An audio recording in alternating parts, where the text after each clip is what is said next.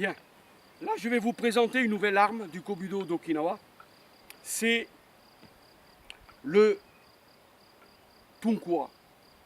Tunkuwa, appelé aussi Tonfa, sous le terme chinois. Et cette arme servait à deux choses, soit d'être suspendu dans la cuisine au-dessus du feu pour y accrocher la marmite afin de faire cuire la marmite, ou soit était le manche de la meule pour moudre les graines, qu'on utilisait pour moudre les graines.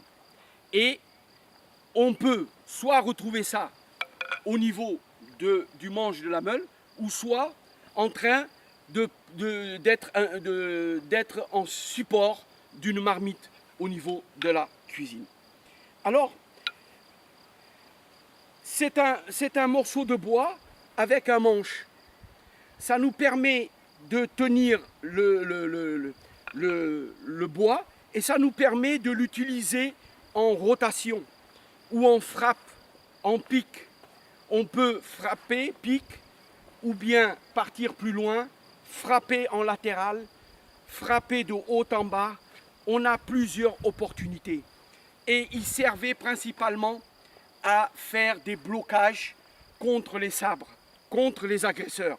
Ça permettait de bloquer et ensuite de rentrer et de frapper. On pouvait également utiliser l'inverse, c'est-à-dire travailler et utiliser, frapper, utiliser l'inverse, frapper comme un coup de marteau, revenir, rattraper le morceau et ensuite revenir au niveau de la technique.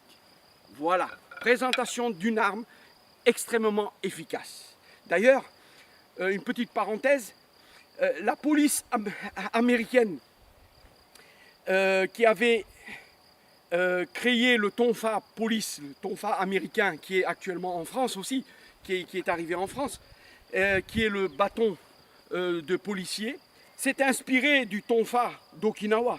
Sauf que le problème, pour l'adapter au service de l'ordre, ils ont fait en sorte d'utiliser une matière qui était incassable et ils ont fait en sorte de couler l'arme dans un seul moule de façon à qu'il n'y ait pas de petit endroit de fragilité. C'est pour cela que le Tonfa Police que vous connaissez, que les policiers ont, eh ben, c'est une arme extrêmement dangereuse et surtout quand elle n'est pas bien utilisée, elle est aussi dangereuse pour la personne qui le manipule que pour ceux qui sont en face.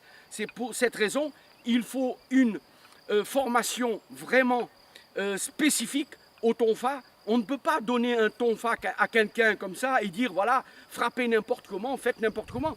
Pour la bonne et simple raison, c'est qu'au niveau du poignet, il y a un mouvement du poignet qu'il faut avoir, mais il y a une protection au niveau du poignet pour éviter les blessures au niveau des ligaments et au niveau des nerfs et des tendons. C'est très important. On peut avoir aussi beaucoup de problèmes. Il y a aussi une pression qu'on peut avoir. Alors c'est très simple. Quelqu'un qui met le Tonfa à l'intérieur comme ça, s'il ramène sans faire exprès, il va se le prendre et il va se blesser énormément. Parce que c'est très important. Donc ça, c'est une petite parenthèse pour que vous sachiez que cette arme est à l'origine du Tonfa Police. Merci beaucoup.